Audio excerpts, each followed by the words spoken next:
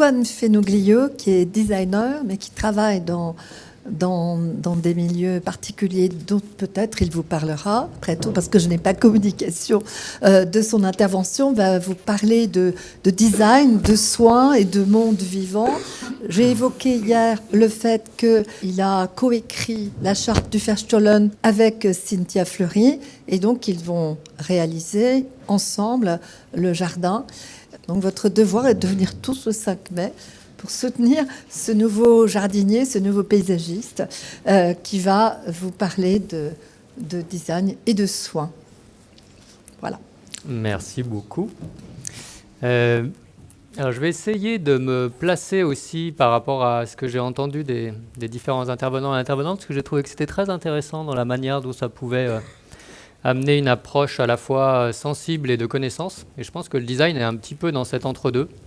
Essaye un petit peu de naviguer de l'un à l'autre dans cet entre-deux. Aujourd'hui, j'ai quand même choisi de faire une partie assez importante sur l'historicité du design, c'est-à-dire d'où ça vient et pourquoi on a perdu à un moment ce lien avec le vivant, alors qu'il était quand même assez présent au début, et comment les designers essayent aujourd'hui de le retrouver, par quel type de moyens, de méthodes, de projets.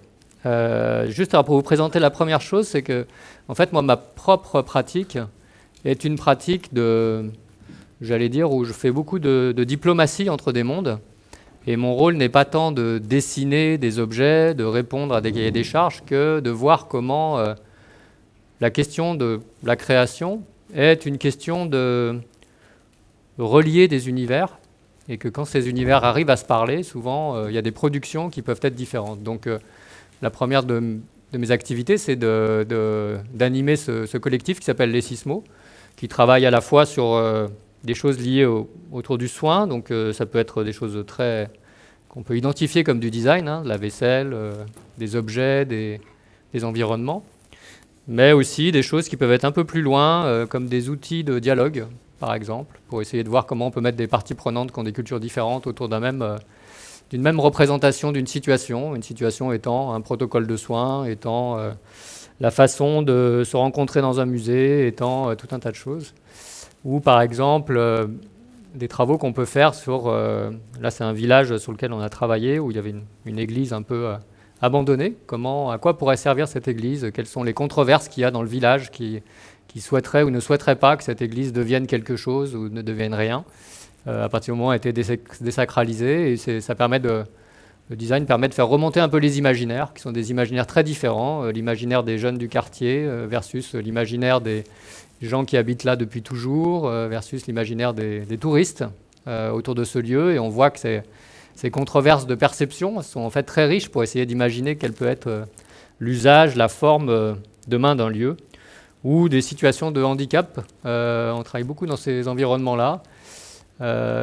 Handicap et psychiatrie, qui est aussi une spécialité qu'on a, qui sont des environnements que j'aime beaucoup parce que la question de l'accès est la question première. L'accès à l'autre, l'accès à l'écoute, l'accès à sa propre fiabilité ou fragilité. Et ça oblige à une forme d'extrême délicatesse dans le rapport créatif à l'autre. Et c'est vraiment des environnements qui nous intéressent. Donc ça, c'est le lien avec la chaire de philo et Cynthia. Je ne vous le refais pas parce que Cynthia en a pas mal parlé. Mais pour moi, c'est quelque chose de très important dans la manière dont ça fait évoluer mon travail. C'est-à-dire que le fait de me mettre en relation avec la question scientifique, la question de comprendre comment se conceptualise un travail, comprendre comment moi qui suis quelqu'un de la conception peut apprendre de quelqu'un qui est de la conceptualisation et comment on arrive à faire des allers-retours entre les deux. C'est quelque chose qui m'a énormément enrichi et pour lequel je travaille aujourd'hui quasiment sur tous mes projets. Alors ensemble, on a développé un tas de choses extrêmement variées. Je pense que Cynthia, comme vous l'avez vu, a aussi une capacité d'ouverture d'esprit sur ce qu'elle a envie de développer qui est assez forte. Donc on a fait des expositions, on a écrit cette charte. Et là, pour l'instant, les deux images que je vous ai mises, c'est des prototypes qui sont sur la question de la contention dans la psychiatrie, qui sont des prototypes qui sont justement comment anticiper ces questions de crise et au contraire passer d'une contention involontaire, c'est-à-dire où on est obligé d'empaumer le patient à un moment de crise extrêmement fort, à ce qu'on a appelé le sujet se contenant, c'est-à-dire comment le patient peut lui-même identifier que la crise va arriver et se mettre dans une situation d'apaisement par différents protocoles. Donc là, il y en a 2 qui sont représentés ici, qui sont un protocole qui permet de faire du bord par soi-même et un protocole qui permet de faire de se faire comme une espèce de petit sac avec des sollicitations sensorielles, émotionnelles, etc., qui permettent de rentrer en contact ou de faire de la diversion avec les sentiments qu'on peut avoir au moment de la crise. J'arrive sur une autre de mes casquettes qui est très importante aussi pour moi, c'est que je suis assistant à maîtrise d'ouvrage, on va le dire comme ça pour faire un peu technique. Mais en gros, je m'occupe de la restauration d'un lieu dans la Creuse, qui est une commanderie hospitalière, qui est, là encore, on voit l'hospitalité qui est quand même au cœur du travail que j'essaye de faire, et qui est un ancien hôpital, en fait, hôpital de croisade, qui date de la fin du XIIe siècle, et qui a un projet à la fois avec une forêt-jardin comestible qu'on est en train de planter depuis 6 ans, mais aussi de restauration, et de restauration du bâtiment, avec un point qui est un point aussi de travail qu'on a avec Cynthia, qui est de dire finalement, demain, peut-être que ce qu'on possède, ce n'est pas ce qu'on est capable d'acheter, mais ce qu'on est capable d'entretenir, ce qu'on est capable de restaurer. Et je pense que c'est une perspective qui nous intéresse. C'est plutôt ce bâtiment qui me possède. Moi, je ne le possède pas, puisqu'il était là 800 ans avant moi, et je lui souhaite de l'être aussi dans 800 ans. Et donc, d'être de passage dans ces questions de création, dans ces questions d'environnement, c'est quelque chose qui, moi, me nourrit beaucoup, et on amène aussi les gens avec lesquels on travaille à participer à ça, à essayer de vivre ces expériences. Alors, expériences de nature, tu disais, mais aussi expériences sensorielles. On fait forger les gens, on essaye de mélanger le penser et le faire, de faire en sorte que l'expérience vécue sur le lieu soit quelque chose qui va transformer vraiment de façon concrète la manière dont on perçoit sa propre capacité. J'accompagne aussi une compagnie de danse qui s'appelle NKG, qui est spécialisée dans la chorégraphie des gestes de soins et qui travaille essentiellement dans les lieux hospitaliers, notamment avec un axe qu'on essaye de développer qui est finalement cette chorégraphie du soin. C'est une chorégraphie du lien du corps avec d'autres corps et qui permet à la fois de créer du soin, et notamment pour les soignants qui sont souvent dans des positions aussi difficiles que les patients qu'ils ont à soigner, mais aussi de créer une valorisation de ces gestes de soins qui sont extrêmement invisibilisés et qui paraissent être devenus des mécaniques de la cure, alors que c'est surtout de la chorégraphie du care. Donc on n'est pas que dans la technique de la médecine, mais au contraire dans la pratique d'un soin, la pratique d'une attention par la gestuelle, par le toucher, par un tas de choses. Et puis j'aime beaucoup faire des expos grand public dans des environnements très différents. Le design, c'est un vecteur de translation, on va dire, et qui est très impressionnant avec plein d'univers. Donc là, par exemple, je vais vous donner quelques univers. Mais le premier, c'est une expo qui m'avait beaucoup marqué, que j'avais adoré faire, avec Sèvres, Cité de la Céramique, où on avait proposé de travailler sur le lien entre le vocabulaire des formes et le vocabulaire des fonctions. Pourquoi, quand vous dites tourner, émailler, couler, qui sont vraiment les gestes de l'artisan à Sèvres, en fait, ces gestes ont inspiré les machines qui, aujourd'hui, font de façon industrielle un moulin à poivre tourné par la marque Ikea, par exemple. Et si vous mettez, comme sur l'image ici, de toutes les époques, des pièces qui ont été tournées par Ettore Sottsass, par Ikea ou par des précolombiens, il y a quelque chose qui ressort de cet effet esthétique qu'on n'arrive pas à comprendre, mais qui vient du vocabulaire, du geste, du vocabulaire, du mouvement qui a été inscrit dans la pièce, que ce mouvement soit le mouvement du savoir-faire de la main ou le mouvement de la mécanique à l'œuvre. On avait travaillé aussi une exposition au Musée des Arts et Métiers sur le parallèle entre les designers inventifs et les chercheurs du XVIIe et XVIIIe siècle, à Pompidou sur Frida Kahlo, pour les enfants. C'était une expérience très intéressante où on a essayé de transmettre qu'est-ce que c'était que d'avoir un engagement comme ça au monde, comme l'engagement de Frida Kahlo. Plus que son œuvre, c'était la question de l'amour, la question de la douleur, la question de l'investissement politique, et comment on pouvait faire ressentir ça à ce jeune public. Ou un travail à la Maison du Japon qui s'appelait Sensé Sensible, qui était sur la manière de voir comment la pertinence et l'impertinence, la délicatesse et l'usage arrivaient à se mêler dans des projets artistiques ou de design.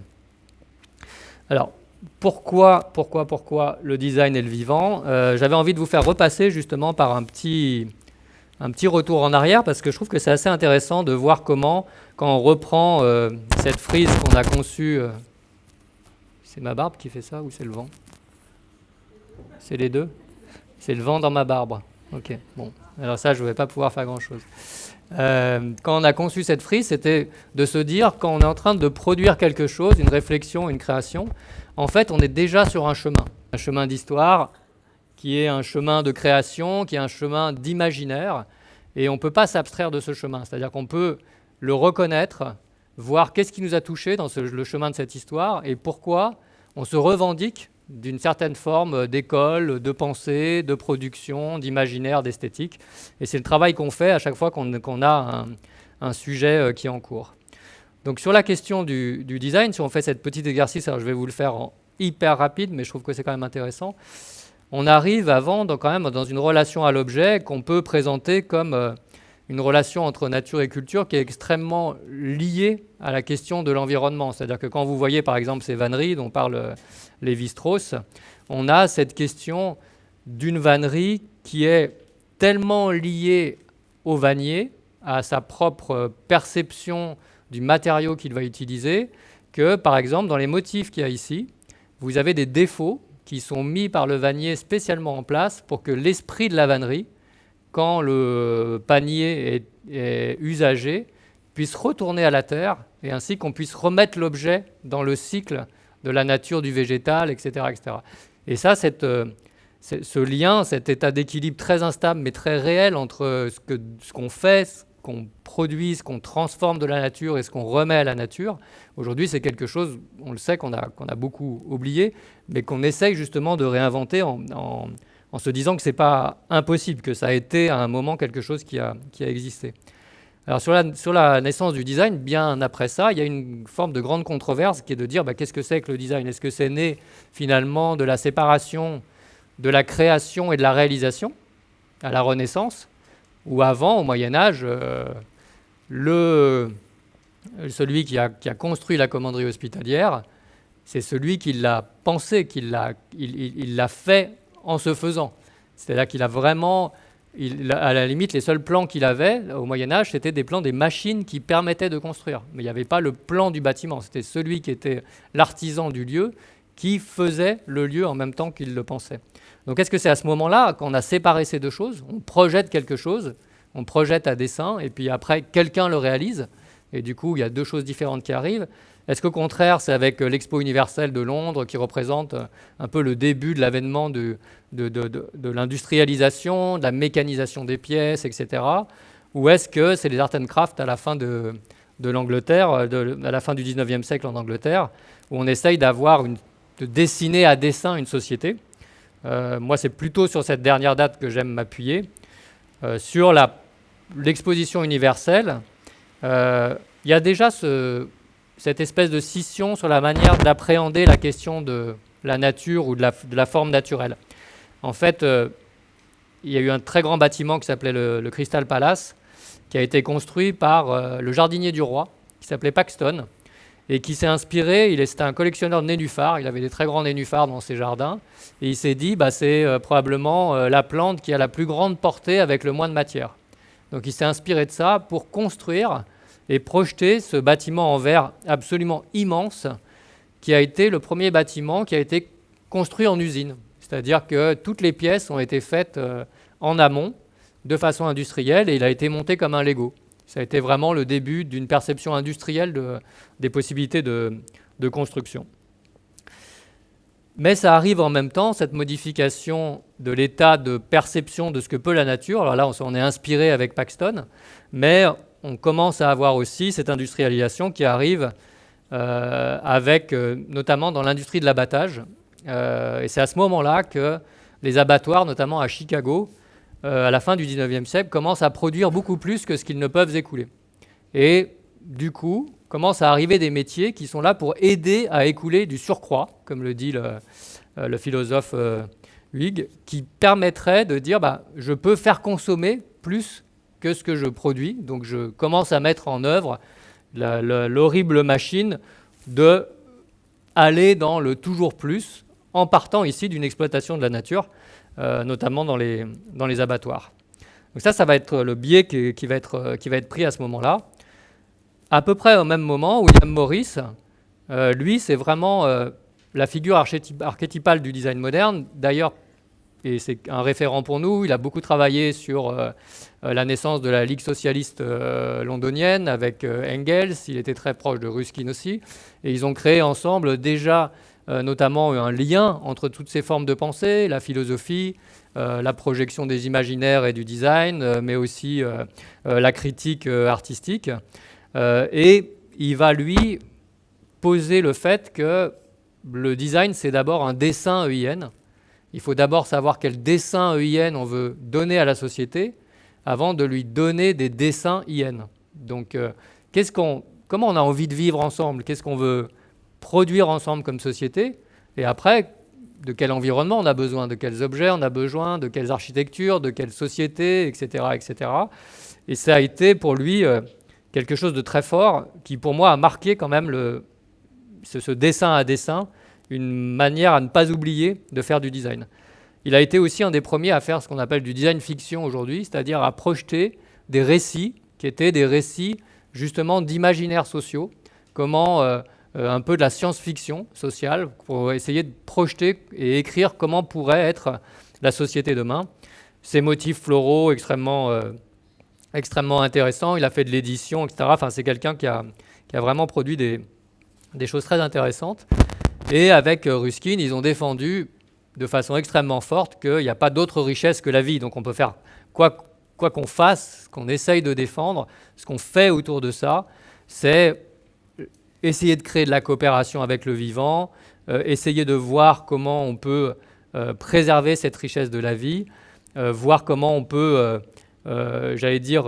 mêler l'enseignement avec la pratique, avec la production, etc. Et aussi, Cynthia en a parlé, des fameuses 7 lampes de l'architecture, essayer de voir comment on pouvait écrire des chartes qui permettent d'aider à faire ça.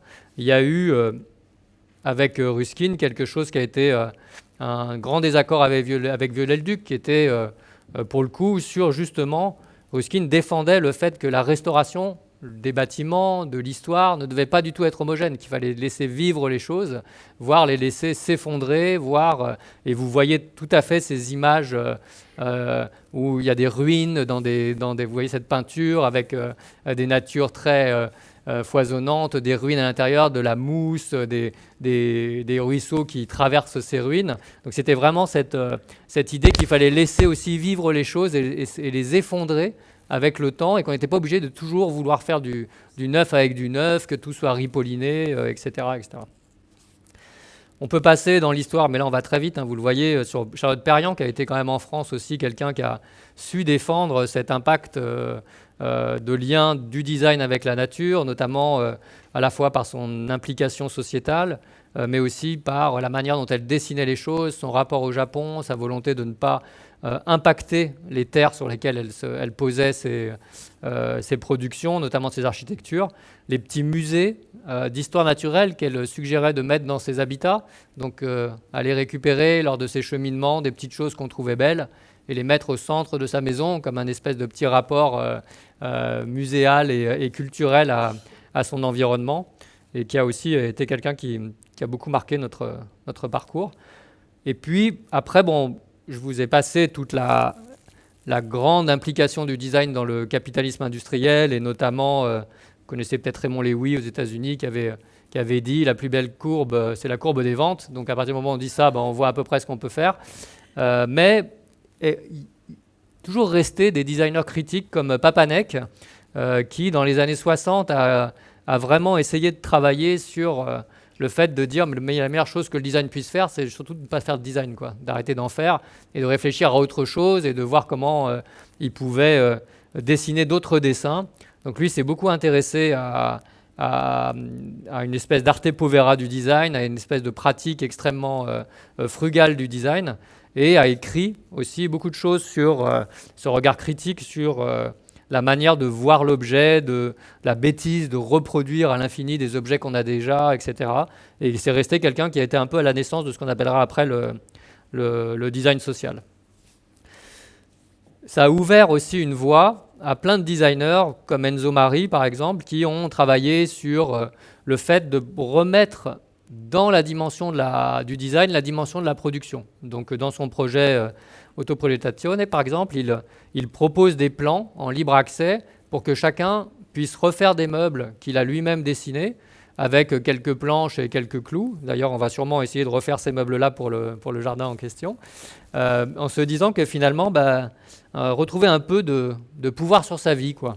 Arrêter d'être dans la distance de l'achat et voir comment le corps pouvait aussi se remettre dans son propre intérêt pour la vie domestique. Et il y a eu aussi beaucoup de design critique, notamment, là je vous cite quelques personnes que j'aime bien, mais Super Studio, pour moi, qui est un collectif d'architectes et de designers très intéressant, qui s'est dit qu'ils allaient produire des images qui étaient des images un peu critiques, assez belles, en poussant les curseurs de la stupidité de ce qui était en train d'arriver à ce moment-là, notamment, tiens, puisqu'on commence à mettre des voitures à Venise, pourquoi on ne bétonnerait pas tous les canaux et puis comme ça on pourrait mettre des voitures partout. Et voilà, ils faisaient des grands posters avec des voitures partout à Venise, un très beau parking sur la place Saint-Marc, etc., etc. Donc ils ont produit comme ça des modèles projectuels qui étaient comme pour essayer de forcer l'imaginaire à ce qu'on ne souhaiterait pas quand même, à la bêtise qui était en train d'arriver dans cette radicalité. Et cette radicalité, elle est très intéressante dans la question du design. Un peu plus tard, Dune et Rabi, qui sont des gens qui ont travaillé justement sur ce qu'on a appelé le design critique, ont proposé justement de dire, tiens, ces designers-là, ils nous ennuient, et on dirait qu'ils ont tous prêté le serment de ne pas faire de trucs moches, d'être bien gentils, que tout ce qui soit fait ne soit ni laid, ni d'avoir jamais aucune pensée négative. Donc ils ont commencé à produire des fictions, des projets critiques, aussi pour faire réagir les gens et essayer de voir comment finalement, plutôt que le designer s'adresse aux consommateurs, est-ce qu'il ne pourrait pas s'adresser plutôt aux citoyens, plutôt que de faire en sorte que le designer soit celui qui nous pousse à acheter, est-ce qu'il ne serait pas celui qui pourrait nous pousser à penser, plutôt à débattre, plutôt qu'à produire, plutôt qu'à s'impliquer, plutôt qu'à s'appliquer à utiliser les choses, être au service de la société, plutôt que d'être au service de l'industrie. Donc ça a été aussi des manières de commencer à remettre en question par cette approche du design social, quel était le rôle du designer dans les projets. Et ça a poussé ensuite un tas de choses qui sont très intéressantes sur ces manières de prendre les choses, déjà dans les représentations. Donc il y a ce très beau livre qui s'appelle Terraforma. Donc dans Terraforma, il y a vraiment quelque chose qui est très intéressant, c'est justement de voir comment on peut recartographier les sensibilités qu'on ressent des environnements dans lesquels on travaille, et notamment par des outils du design, qui est quand même d'abord un savoir-faire aussi de la représentation des mondes, pas forcément de la production. Donc cette représentation, il va y avoir plusieurs niveaux, donc 7 possibles. On peut représenter par les profondeurs, on peut représenter par les mouvements, on peut représenter par les points de vie, par les périphéries, par le pouls, par les creux, par les disparitions et par les ruines. Donc c'est à chaque fois d'essayer de se dire, et peut-être ça peut retrouver un peu l'exercice qu'on a fait tout à l'heure, quand on voit un espace, un lieu, quelque chose dans lequel on a envie d'habiter, ou d'améliorer l'habitabilité, qu'est-ce qu'on peut aussi cartographier, quelle cartographie sensible on peut en faire, et comment on arrive à créer des calques qui sont des calques qui sortent peut-être un peu de nos habituels calques qui sont est-ce qu'il y a une prise pour brancher son portable, est-ce qu'on est sûr d'avoir l'eau chaude dans la chambre, et est-ce qu'on est sûr que ça finira bien à l'heure, et de voir comment finalement on peut trouver une profondeur sensible aux environnements dans lesquels on est, aux interactions qu'on a ensemble, etc. Et j'allais dire que là, eux ont proposé ces 7 ouvertures, mais à chacun de poser ses propres codes par rapport à ce qu'on peut cartographier. Donc ça crée ce qui, là, pour le coup, dans le travail qu'on fait avec Cynthia, est très important, c'est qu'on a toujours postulé que finalement, ce qui était intéressant, c'est qu'il fallait pouvoir créer dans les environnements dans lesquels on était un climat de soins pour qu'on puisse accéder aux soins au climat. C'est-à-dire que nous, notre conviction, c'est que s'il n'y a pas de climat de soins, on ne peut pas prendre soin du climat. C'est la base, quoi. Si ensemble, on n'est pas dans un climat de soins, comment on peut encore passer à l'échelle suivante qui est celle du soin au climat. Donc dans ce soin au climat, il y a 3 thématiques principales que je vous passe ici très vite. C'est le soin à la santé des individus autant qu'on est. C'est le soin à la société, comment on peut faire en sorte d'avoir une implication dans ce qu'on conçoit citoyenne sur les piliers de la démocratie, comment on peut faire en sorte d'avoir cette intention soignante sur la production qu'on peut faire dans différents univers, que ce soit la justice, l'éducation ou les endroits clés pour le soin à la société. Et puis le soin au milieu naturel. Et ce soin au milieu naturel, il peut passer par des manières de faire qui sont extrêmement différentes. Donc là, j'ai mis quelques exemples, mais par exemple, il y a un travail que j'aime beaucoup d'une artiste designer qui s'appelle Élise Morin, qui a travaillé avec une chercheuse du CNRS en se questionnant sur la manière dont on pouvait arriver à montrer à ceux qui seront encore là dans 3000 ans où il peut y avoir eu une problématique nucléaire.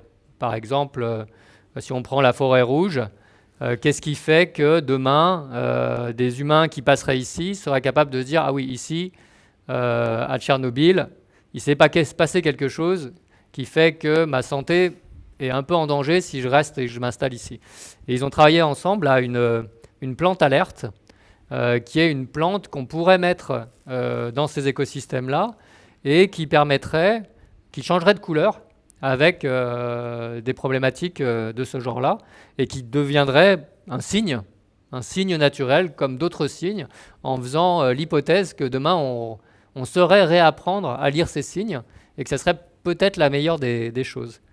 Ou alors le travail de Marie-Sarah Adnis, qui a travaillé sur des pigments naturels à base de micro-organismes, et qui sont des pigments qui aujourd'hui peuvent servir notamment dans l'imprimerie. Donc comment finalement on peut retrouver un compagnonnage avec ce vivant pour créer d'autres manières de concevoir des semi-produits ou des objets, comme je vais vous en montrer d'autres après. Mais il y a aussi dans le design, comme vous le voyez en bas à droite, beaucoup de manières de sensibiliser, d'être dans des représentations, des jeux qui permettent de...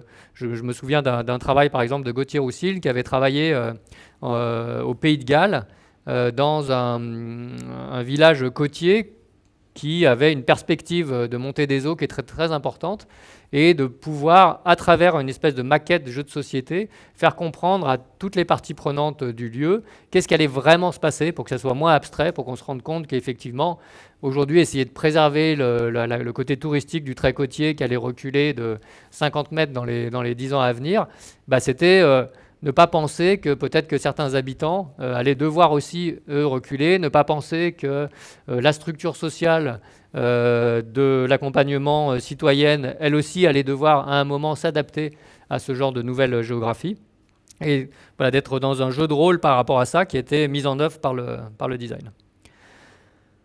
Alors pour ça, comment on peut faire ? La première des choses, c'est que je pense qu'un des outils du design, c'est d'être assez radical. Et la radicalité, probablement que c'est un peu une nécessité aujourd'hui. Là, je vous ai mis des exemples que j'aime bien. J'aime beaucoup l'exemple des pavés, là, en 2012. Donc c'était pendant une grève générale à Barcelone. C'est des designers qui avaient créé des pavés en hélium, énormes, comme ça. Alors au lieu de lancer des pavés blessants, ils lançaient des pavés légers, mais qui occultaient tout le champ d'interaction entre les manifestants et la police. Mais ça peut être aussi de la radicalité, par exemple, comme sur l'image que vous avez en bas qui s'appelle « Les usages du monde », où c'est sur un endroit qui a été complètement recouvert de lave. Et il se trouve que, à ce moment-là, tout le territoire juridique de la géographie de ce lieu a disparu avec la lave, c'est-à-dire qu'on ne savait plus où était telle et telle parcelle, etc. Il y a des gens qui sont venus construire des maisons librement dessus, en se disant c'est à nouveau un territoire qui est libre, puisqu'on a perdu toute la question juridique de ce lieu, et des maisons qui ont été construites comme ça sur pilotis en bois de façon extrêmement rapide. Cet activisme-là, il a été beaucoup porté par certains designers. Je passe assez vite, mais il y a des livres, notamment celui-là, là, qui était de voir comment on peut essayer, en produisant des objets, de révéler des contradictions. C'est-à-dire qu'on n'est pas obligé de faire une production qui va dans le sens de ce qui est demandé dans la consommation, mais on peut aussi révéler des contradictions avec cette question qui se posait, qui était de dire, est-ce qu'on peut vraiment changer le monde sans avoir à changer soi-même? Et finalement, si l'objet est un média avec lequel on interagit, pourquoi on ne l'utiliserait pas pour se changer soi-même par la production d'objets spécifiques? Une autre radicalité qui est intéressante, c'est vrai que ces objets ils deviennent visibles que quand ils deviennent inutilisables. Souvent, les bouteilles d'eau, etc., voilà, on voit la décharge, mais quand on utilise la bouteille d'eau, on ne la voit pas. Quand on est devant le déchet, on a une perception de ce qu'est le déchet qui est complètement différente que quand on est en train d'utiliser son téléphone ou autre. Donc ces dysfonctionnements, comment on peut les mettre en valeur?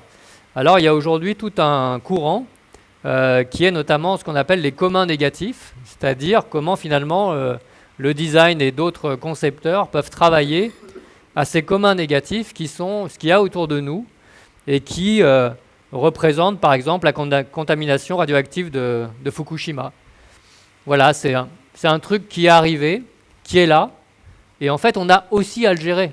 On a autant à le gérer que la forêt amazonienne. On a autant à le gérer qu'un endroit qui sera un commun positif qu'on aurait préservé, comme la rivière en Nouvelle-Zélande. Voilà. Donc ces communs négatifs, c'est quelque chose qui est aussi une prise en compte à avoir très importante dans la manière de concevoir les choses. Ça permet de s'approprier ces déchets, cette négativité, pour essayer de les transformer. Donc aujourd'hui, il y a beaucoup de designers qui travaillent sur des micro-manufactures pour, par exemple, vous voyez la machine qui est au milieu, en haut. C'est une machine qui est inspirée des machines à barbe à papa et qui permet, avec des petites billes de plastique recyclées, de faire une forme de barbe à papa qui sert d'isolant dans les maisons. Donc voilà, d'essayer de voir qu'est-ce qu'on fait de ça, qu'est-ce qu'on fait de ces communs négatifs, comment on peut les transformer et comment on peut essayer de leur donner une espèce de pérennité rapide, presque individuelle, sans passer par des usines qui font voyager les matières de manière trop importante. Ça rejoint ce que je vous disais tout à l'heure. Est-ce que demain aussi, avoir la propriété de quelque chose, c'est pas simplement parce qu'on le sait le réparer, parce qu'on sait le restaurer, et pas parce qu'on sait l'acheter. Donc il y a aussi beaucoup de littérature là-dessus, que ce soit des labels comme Cradle to Cradle, du berceau au berceau, hein, des manières de concevoir qui permettraient de remettre dans le même cycle exactement un projet qui aurait été créé à partir d'un certain nombre de matériaux, mais aussi des manifestes de réparation, mais aussi une manière de se remettre en œuvre sur cette question de l'objet par-delà sa conception, qui peut être intéressante. Les manières aussi de relier les choses. Là, j'aurais très envie de vous conseiller de lire ce livre que j'aime beaucoup de Tim Ingold, qui s'appelle Faire, qui est la manière dont finalement l'anthropologie, l'archéologie, l'art et l'architecture aujourd'hui créent des mondes communs en fait, qui ne sont pas séparables, qui permettent d'appréhender la manière dont les mondes se font, dont les imaginaires se font, dont on parcourt ces mondes. Il a fait aussi un très beau livre sur les lignes, en étant celui qui va montrer comment le trajet qu'on a dans ces mondes-là est aussi important que la structuration de nos lignes très mécanisées qu'on peut avoir. Donc il y a vraiment des manières, et là on commence à aborder de nouvelles manières de voir ces mondes, d'essayer de les comprendre en passant par à la fois des modes d'émotion, de sens, mais aussi des modes d'émotion intellectuelle. Et je trouve que Tim Ingold, pour moi, c'est quelqu'un, il y a d'autres auteurs qui arrivent aussi, que je vais vous citer, qui arrivent à faire rentrer cette émotion intellectuelle du savoir. C'est-à-dire qu'on lit le livre, on apprend, oui, on comprend certaines choses, mais aussi on se sent transformé comme si on avait vécu une expérience sensible. Et je pense que ça, c'est quelque chose de très fort dans certaines pratiques. Là, je voulais vous montrer ça parce que j'aime beaucoup ce projet. Il y a certains designers qui sont dans ce lien avec le vivant et ce soin, dans des formes de quête. Alors, Marcus Kaiser, là, qui est l'image qui est en haut à droite, il faisait ses études en Angleterre, puis il avait une espèce d'éco-anxiété à propos de ce soleil qui était de plus en plus présent et dont il ne savait pas comment gérer le manque, la présence qui l'inquiétait. Donc il s'est dit, je vais aller au-devant du problème. Et il est parti dans le désert, essayer de voir qu'est-ce qu'on pouvait fabriquer avec rien, avec ce sable et ce soleil. Et il a produit cette machine, la Solar Sinter, qui est en fait une espèce d'imprimante 3D solaire qui permet de vitrifier le sable et de produire des espèces de petites formes. Alors, il a produit des espèces de vases, des choses comme ça. Donc en allant directement tester presque en amont vers le futur, qu'est-ce qui pourrait se passer dans des situations extrêmes. Beaucoup de choses sur la sobriété, ça je vais passer assez vite. Abondance et liberté quand même de Charbonnier, c'est intéressant, c'est la manière dont finalement cette question de l'extraction, on l'a un peu en permanence dans tous les réflexes qu'on a au quotidien. On est tout le temps en train d'extraire, on est tout le temps en train d'extraire, on extrait tout. On extrait autant la force humaine que la matière, autant les imaginaires que l'eau. Enfin, on extrait beaucoup. Et comment on peut essayer de renverser ça, d'arrêter d'avoir besoin de pomper les choses, de les faire soi, d'extraire plus que ce qu'on est capable soi-même de digérer et de remettre dans un cycle plus naturel. Et au milieu de ces cycles naturels, il y a aussi beaucoup de designers qui travaillent justement à la manière de se mettre dans des interstices justement de production entre la question des éléments naturels et de la production dont on pourrait avoir besoin. Donc, comme Micher et Traxler, qui ont fait cette petite usine qui fonctionne au gré du soleil, du vent, de l'eau. Donc, ça fonctionne à la vitesse où ça fonctionne, suivant la météo. Et ça produit des petites choses, des petits meubles, des petits bancs, etc. Donc, comme des petites unités autonomes qui permettent de travailler sur éventuellement les objets dont on pourrait avoir besoin si on n'est pas réussi à réparer ce qu'on a déjà, ce qui semble déjà une priorité. Et pour finir avec le vivant, donc il y a plusieurs choses. Voilà l'image que voulait vous montrer Cynthia hier. Vous avez en bas à droite. Il s'appelle Bakounov, on n'avait pas son nom. Mais là, cette question du camouflage a toujours été une question très importante dans la question du design.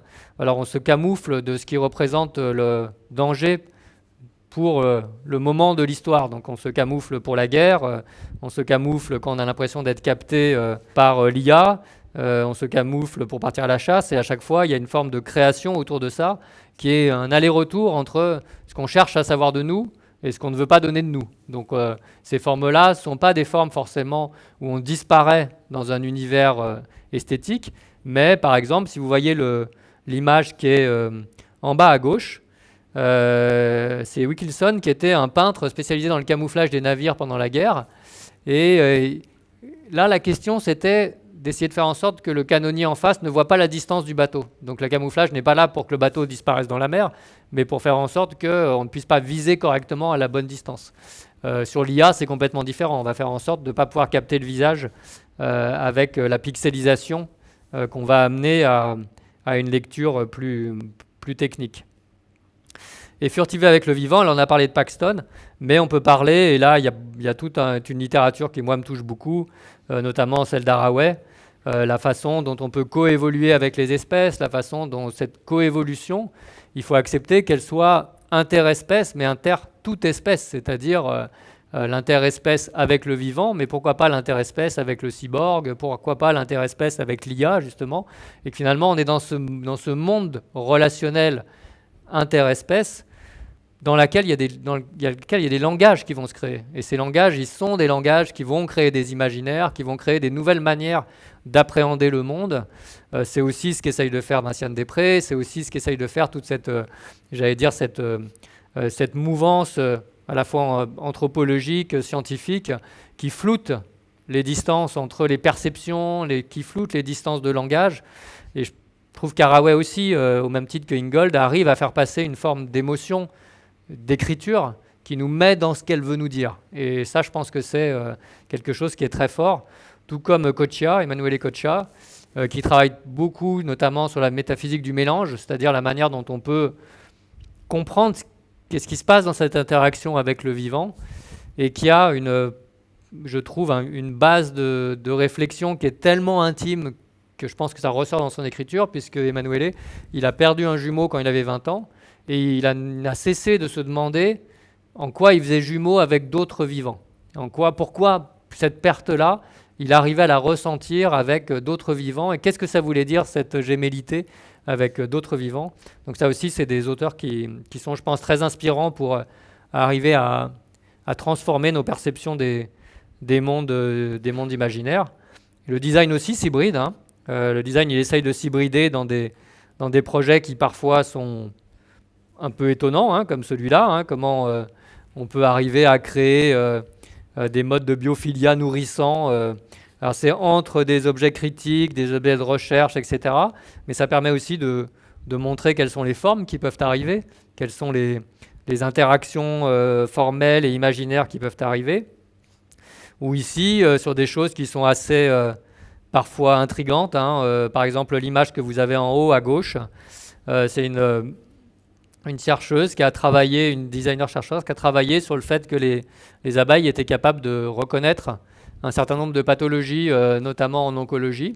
Et donc, c'est une espèce de pièce en verre dans laquelle il y a des abeilles et le souffle du patient va troubler ou pas le mouvement des abeilles et serait capable de diagnostiquer par cette interaction entre le souffle et le vivant des abeilles telle ou telle pathologie. Il y a beaucoup de choses aussi qui sont dans ce sens-là. Et puis quelques imaginaires aussi qui continuent de nous rapprocher de cette question, finalement, d'autres réinventions qui ont été faites et qui peut-être peuvent être des inspirations intéressantes. Ça, je vais passer assez vite parce qu'on a déjà pas mal parlé de Descola.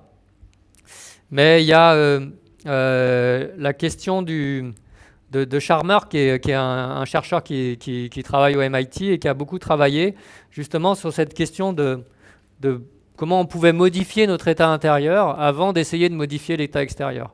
Donc finalement, quelle pourrait être une forme de méthode ou de sensibilité à cette modification de notre état intérieur. Donc lui, il dit, voilà, c'est la théorie du U. Donc dans la barre du U qui descend, on va essayer de voir comment on peut sentir différemment les choses, être présent, être dans une forme de présence complètement différente de celle du savoir, et que c'est que si on arrive à intégrer ça, que peut-être qu'en ressortant, on peut, vers l'extérieur, cristalliser des choses différentes, les prototyper, les réaliser. Donc ça, c'est assez intéressant quand même, parce que c'est produit par un chercheur aux États-Unis, au MIT, qui est quand même pas non plus l'université la plus, je ne sais pas comment on pourrait dire, mais enfin en tout cas on est au centre quand même d'une dimension très libérale de la recherche, et je trouve ça intéressant que ces questions arrivent aussi ici. Il y a l'éloge de l'irrégulier au Japon, qui est quelque chose qui moi aussi me touche beaucoup. Là, l'exemple que je vous ai mis de ce four, là, c'est un grand céramiste japonais qui s'appelle Hamada Shoji, et qui produit des fours immenses où il met des milliers de pièces, et alors qu'il a une maîtrise parfaite de la cuisson des poteries, mais il dit, si je maîtrise tout et que j'en fais 1000 que je peux mettre parfaitement dans ce four, en fait, je ne vais pas laisser place à l'incohérence de la cuisson, je ne vais pas laisser place aux défauts, je ne vais pas laisser place à l'irrégulier, à l'inachevé. Et ça, ce n'est pas possible. C'est-à-dire que si nous, les humains, on se met à défier l'inachevé, à défier l'irrégulier, on ne va pas y arriver. Il faut qu'on accepte ça. Il y a d'ailleurs, quand je relisais cette slide que je voulais vous présenter, je pensais par exemple au regard que j'ai sur les poutres ici, celles qui ont été travaillées à l'herminette qui sont au-dessus, qui sont les anciennes, en fait, l'outil et le geste respectent le sens de la fibre du bois et les nœuds. Donc elles sont tordues.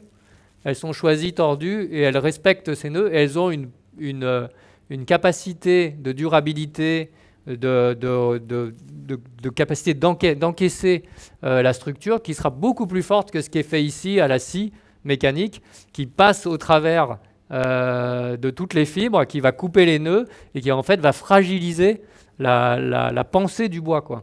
Et cette irrégularité, dans les esthétiques à venir, il faut accepter qu'elles reviennent. Il faut accepter qu'on ne peut pas tout mettre en mode industriel avec des pièces qui nous ressemblent toutes les unes aux autres de façon mondiale et industrielle. Quelqu'un qui m'a beaucoup touché aussi dans le travail qu'on fait aujourd'hui, c'est l'anthropologue Nastasia Martin, dont la thèse qui s'appelait « Les âmes sauvages ». C'est une spécialiste du Grand Nord. Donc les âmes sauvages, c'est un travail sur un peuple du Grand Nord en Alaska. Et elle montre comment finalement il y a une forme d'incapacité du monde occidental à capter ce que ressent ce peuple.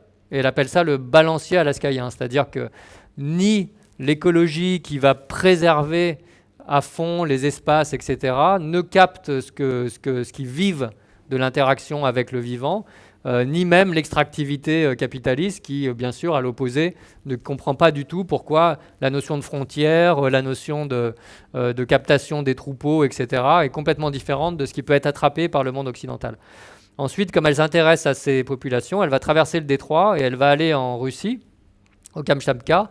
Et là, elle va avoir quelque chose que je trouve très intéressant. Elle va se dire, finalement, dans ces villages-là, c'est peut-être le premier endroit au monde qui a connu l'effondrement de l'économie de la production. Puisque, avec la fin de l'URSS, ces villages, à ce moment-là, avaient eu des pharmacies, tout un tas d'infrastructures issues d'infrastructures occidentales. Et puis, du jour au lendemain, ils se sont retrouvés avec rien. Avec vraiment rien, l'économie qui s'est complètement effondrée. Et elle a suivi une famille dont la responsable de famille a dit en fait, là maintenant, on va retourner en forêt. Alors que c'est un peuple qui habitait en forêt depuis très longtemps, etc. Et elle montre dans ce livre comment ils réapprennent, par exemple, à faire confiance à leurs rêves. Et notamment, pas pour se dire que le rêve est une interprétation de ce qui a été vécu, mais que le rêve nous donne des clés sur la manière dont on va demain interagir avec le vivant. Et je trouve ça très beau, et je vous incite à faire cet exercice ce soir. Appelez les rêves. Dans ce sens-là, ça marche super bien. Moi, j'ai eu des émotions, des sensations incroyables. Appelez les rêves sur l'interaction que demain vous avez envie d'avoir avec ce monde vivant. Appelez-les et ils vont vous dire quelque chose. Il va se passer quelque chose, j'en suis sûr. Et lisez ce livre parce que je trouve qu'il a quelque chose comme ça de très, très, très, très puissant par rapport à ça. À l'est des rêves, oui. Et puis, une petite dernière chose qui est un peu plus ludique, mais que j'aime beaucoup. Moi, je suis un grand fan des micronations. Les micronations sont souvent des gens qui prototypent des rêves, des pays, des manières de faire. J'aime beaucoup cette micronation-là, qui a pour territoire la ligne d'horizon. Ils ont décidé que ce qu'ils devaient défendre, c'est la ligne d'horizon. Donc, ils ont une superficie infinie, sans autre fin qu'elle-même. Et ils ont décidé aussi d'être les seuls à avoir des territoires qu'ils souhaiteraient qu'ils disparaissent. Donc ils se sont dit qu'ils étaient les rois des vortex des plastiques dans les océans. Donc c'est la première micronation qui souhaite voir disparaître le territoire sur lequel elle a mis son drapeau. Alors ils ont toute une hiérarchie ministérielle qui est très importante. Donc il y a les super graves, les graves, les plutôt graves, les graves et les pas si graves. Et ainsi, alors c'est assez marrant parce que dans l'histoire des micronations, c'est aussi une histoire de la manière de vivre des gouvernances, de vivre des sociétés, de vivre des pouvoirs. Alors le ministère de l'air comprimé, par exemple, il est là pour vérifier que l'horizon est bien droit. Ce qui est quand même pas rien. Donc il vérifie la pression atmosphérique, il prend des photos, etc. Il y a le ministère de la profondeur de champ, qui s'assure que l'horizon est toujours dans cette profondeur de champ. Et puis, bien sûr, le ministère de la Justice, qui s'appelle Shifumi. Donc, des pierres, des feuilles et des ciseaux. Donc, lui, il règle tous les litiges de cette manière-là.